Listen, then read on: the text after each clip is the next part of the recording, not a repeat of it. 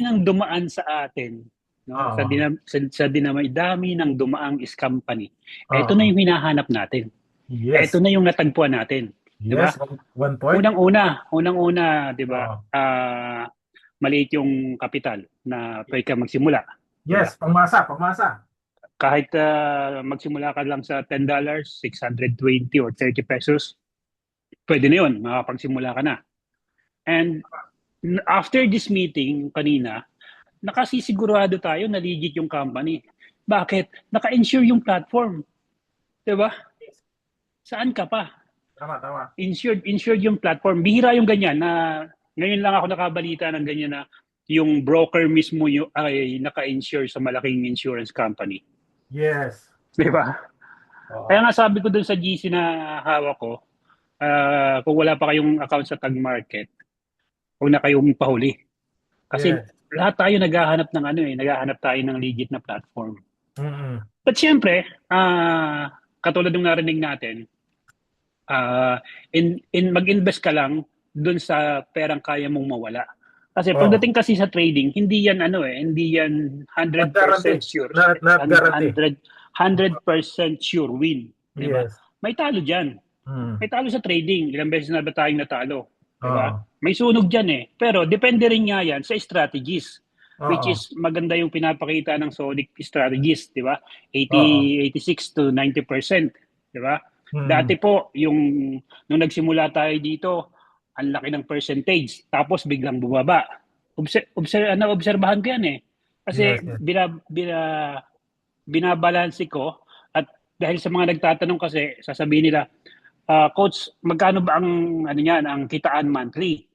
Ang sagot ko, base sa experience ko, from 8% to 10%. 'Di ba? Taas baba. Pero this past few months, 2 months, umabot na siya ng 20% eh.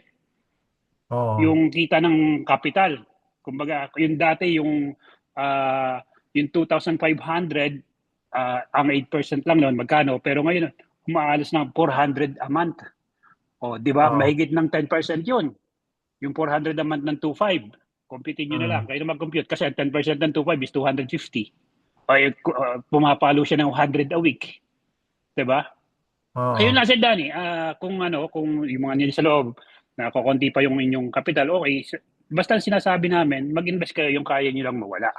Pero dito, dahil po dito sa nakita natin, na may assurance na anong tawag ito, na legit yung company dahil naka-insured nga yung platform, ano't ano man mangyari daw doon sa tag market, merong isang insurance company na sasagot doon sa ating kung ano man yung ating inilagay.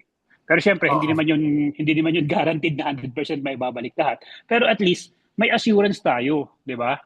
Mm. Na may pagkukunan nung capital natin na kung sakali mang bumigay yung platform, 'di ba? Tama, Kaso tama. bago bumigay yun, palagay ko malabong mangyari, malabong mangyari, 'di ba? Kasi Oo. magagaling po yung ating tinatawag na master traders, 'di ba? Yes, yes, yes. Oo. Kita niyo naman nakikita naman sa result ng ating trading, 'di ba? Oo. Mm. Ngayong buwan na to, parang isang beses lang yata natalo nung nakaraang buwan. Yes. Observe ko lang Oo. isang beses lang nagkulay pula yung ating dashboard. Ay Oo. binawi. Actually, wala pa kang talo kasi Wala, binawi wala, din yun eh. wala, wala, wala 'Di tayong ba? natalo kasi Wala nabinabawi. tayong talo. Ah, Okay. binabawi. So from my part, no, hindi ko naman sinasabing gawin niyo yung ginagawa namin, pero kayo po yung magdesisyon. Kasi kami ginagawa namin, no, on my part, on Captain Sadiq part, Mm. ah ginagawa ko yung kaya kong gawin, 'di ba? Kasi yung po yung nakita ko at alam ko magtatagal to. Kaya yung mga makakapanood, makakarinig ng mga sinasabi namin, sinasabi ko, huwag na kayong paiwan, huwag na kayong pahuli kasi ito na yung platform na hinahanap natin, 'di ba? Tama, tama. Kasi sa ngayon marami pa rin naglalabasan na 3%, 3%. Oo. Eh baka hindi abutin ng isang taon yun eh.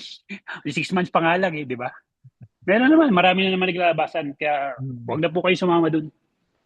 Easy money, 'di ba? Oh, Tama. madali ang pera, madali ang kitaan 3%, 'di ba? Eh pagdating ng nakapaglagay ka ng malaking halaga, dito, maglagay ka ng malaking halaga, kasali ka sa pool, 'di ba? Yes. Kasali ka sa profit sharing. So, hello, Sir Danny. At, Oh, thank you very much, Kaya, Coach kaya, Shirley. Coach Arle, sandali lang, bago ka, may pasok ka ba? Wala naman yata holiday. Meron ba? Wala. May tatanong lang ako meron sa po, iyo. naka-duty po ako. Ito, Oh, sagutin mo naka-duty na ako. lang na sandali, sandali lang, sagutin mo sandali. Ano ang nag-udyok sa'yo na, di ba nakwento mo sa akin na umutang ka ng 1,000 nung una para mapalaki yung kapital mo kasi talagang gusto mong makuha rin yung yung level 10, di ba? Dati nga ginawa mo lang para yung 250. Hindi ka makapaglagay ng 250. Siyempre marami tayong sunog eh. Maraming sunog. Nakarang scam pa kaya talagang ubos-ubos Tapos narinig ko kay Sir Anton kasi hindi mo pa yung nababanggit dito na nagdagdag, umutang ka ulit sa pag-ibig ng another one. Yung unang 1,000 inutang mo na. Tapos umutang ka ulit ng 1,500 para mabuo mo yung share, isang share. Ano ang nag-udyok sa'yo para gawin yon? Yun yung Hindi, unang-una sir, nung naglabas ang Sonic ng full sharing, yun na yun eh. Di ba? Yun na yun. Kailangan magkaroon ako ng share dito. Di ba? Isinugal ko talaga yun. Unang-una, well, actually, accidentally po yung nangyari na bakit ako nakakapaglagay ng 1,000. Kasi hindi ko ini-expect na ganun kalaki yung ibibigay sa akin ng pag-ibig. Ang problema ko, yung pagbabayad. Di ba? Siyempre, magbabayad ako ng monthly. So, sabi ko, nag-iisip ako, saan ko ilalagay? So, nag-decision ako, nilagay ko sa tag market. Ngayon, meron ako nakausap na, siya trader siya from Singapore. Sabi niya sa akin, scam ang tag market. Tanggalin mo yung pera mo, sabi niya sa akin. Hindi ako naniwala. Hindi ako naniwala sa kanya, hindi ko siya sinunod. Hinayaan ko lang, sabi ko, so be it, scam o scam. Sabi ko sa kanya gano'n. Ngayon, hindi na siya nagme-message sa akin. Palagay ko natalo siya ng malaki kasi nung bumagsak ang crypto. Hindi ko na ulit siya nakakausap eh. Gusto kong sabihin sa kanya, nandito na yung tag market eh. Ayun, sinasabi niya, tanggalin ko daw. So yun, in short, nang dumating nga yung in-offer ng Sonic, nagkaroon na tayo ng another 1,500. Kinausap ko si Sir Anton kasi duda pa din talaga ako saan ko bilalagay, kung tatagal ba siya. Ngayon, nakausap ko si Sir Anton, sabi niya sa akin, ganito, maglagay ka. Yun ang isa sa nagtulak sa akin, Sir Eddie, is yun nga, yung magkaroon ng profit sharing. No? At sa ngayon po, kung dati yung hinuhulog ko sa loan ko, ay umaabot ng isang buwan bago ko makuha, 1 linggo lang sir ngayon, kuha ko rin ng bayad. Wow. Wow, sana grabe yun. 1 linggo lang. 1 linggo lang, kuha ko na sa tag Mamaya market. yan, pag nabayaran mo, baka umuta ka na ng kalating milyon. Ayun, and lahat ng Sir Eddie, siyempre yung account po natin na yan under sa pangalan ng anak ko, nakikita niya lahat yung withdrawal, kaya ayun, lahat ng hingi niya, dibigay. Hindi ako makalusot eh. Lahat ng withdraw, dumadaan sa kanya eh. Pero salamat sa Diyos, salamat sa tag market kasi merong sumusuporta dun sa pangangailangan natin, sa pangangailangan ng bata na nag-aaral, no? Ayun, Sir Eddie. Yun po yung masasabi ko, no? Sana ay napakinggan nyo, yung kasi nga, nagkwento lang si Coach Anton tungkol nga yung nangyari sa hindi namin alam ni Coach Danny kasi sa kanya mo na kwento kasi nga siyempre busy rin kami, mag-apong trabaho, minsan hindi tayo nakapag-usap. Kaya nagulat ako nung sinabi ni Coach Anton, si Sir Oli, nakumpleto na niya yung isang share. Umutang siya sa pag-ibig. Sabi niya, talaga? Tapos sabi niya na doon sa inuhulog mo monthly, ay sobra-sobra yung kinikita mo doon sa inutang mo. At nagulat na naman ako bakit? Kasi nga, 1 linggo lang nakita niya, kaya mo lang bayaran yung monthly mo. So, ibig sabihin yung 3 linggo, ganansya na yon. Tama ba? Tama. Pang Starbucks.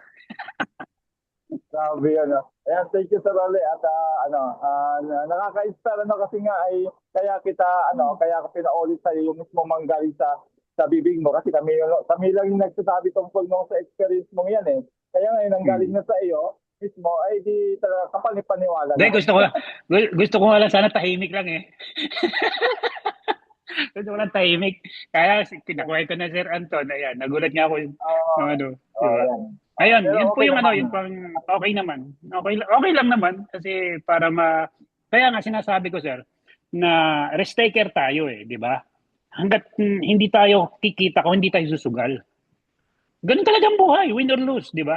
Ang dami na nating talo. Sabi nga sa akin ni Sir Anton, baka ito na yung ano eh, ito na yung pambawi natin, di ba?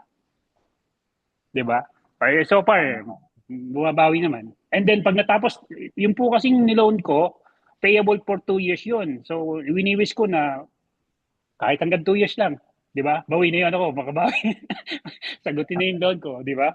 Pero mukha siyang tatagal. I think tatagal siya. Inshallah. Tama. Mamaya sasagutin natin bakit tatagal si Tag Market. Meron tayong na-prepare na PowerPoint update kanina. So mamaya ng konti pagdating ko ng bahay. Ayan, thank you po sa uli at talagang na-inspire kami sa kwento mo about sa experience mo sa Tag Market. Isa ka rin sa mga pioneer na nakasali nung sumali tayo noong October. Sumabay ka na rin, yung nga lang hindi pa kalakihan yung capital na nilabas mo, gawa ng tunog na tayo sa mga nagdaang mga company. Pero yun, nagulat ako nung nakompleto mo yung 2.5 na alam naman natin na dyan sa Saudi, maliit lang ang sweldo dyan pero nagawan mo ng paraan. Yung pala ay nakahiram ka sa pag-ibig. Congratulations, Sir Ole. Saludo kami sa iyo. Sige, sir. Salamat po. Okay. Thank you very much, Coach Orle. May iwan ko muna kayo kasi magre-referee pa ako eh. Sige. Ingat ka, Coach Orle. Thank you very much.